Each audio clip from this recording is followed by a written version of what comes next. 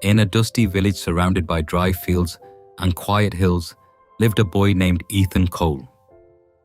He was 13. His world was small.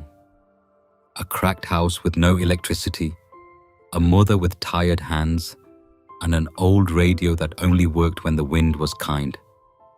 His father had passed when Ethan was little. His mother, Sarah Cole, worked as a cleaner in a town 2 hours away. They had no extra clothes, barely enough food, and no one who believed they would escape poverty. No one except Ethan. Every evening, Ethan climbed to the rooftop at sunset, watching the sky burn orange, and whispered to himself, "Someday, this sky will belong to me, not as a dream, but as truth."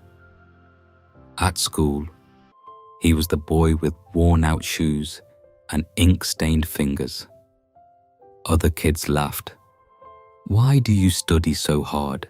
You're just a cleaner's son. People like us don't become anything." Ethan never argued. He just smiled and said, "That's your truth, not mine." One day, the school announced a national science competition. The winner would receive a full scholarship to study in the city, something unheard of in Ethan's village. Everyone assumed it was for rich kids, but Ethan didn't think that way. He found an old book in the school library about solar panels and renewable energy. He read it under a flickering street lamp that buzzed outside his window. For weeks, he built his model from garbage: tin cans, wires from broken radios, glass from shattered windows. He had no proper tools, just imagination and belief. His teacher, Mr. Thompson, saw him one afternoon and chuckled gently. "Ethan, you're clever, but this is too big for you.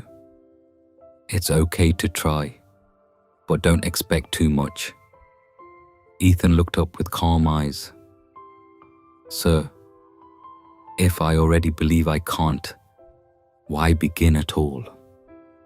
The day of the competition arrived. Ethan stood on a city stage, small and nervous, surrounded by students in perfect uniforms carrying perfect models. When he presented, the judges fell silent. His model was clumsy, but it worked.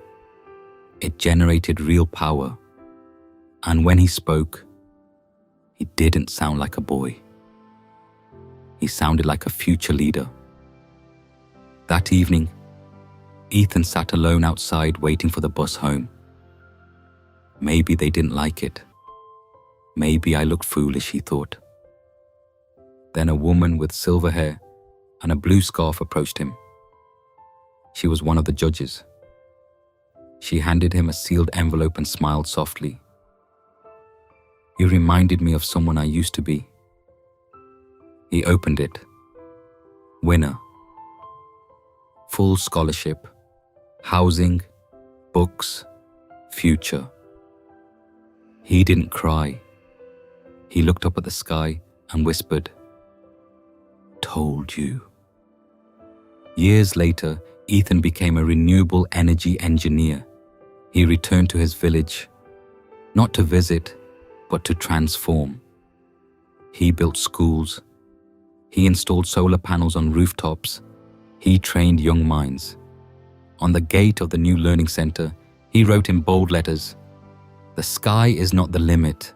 Your thinking is."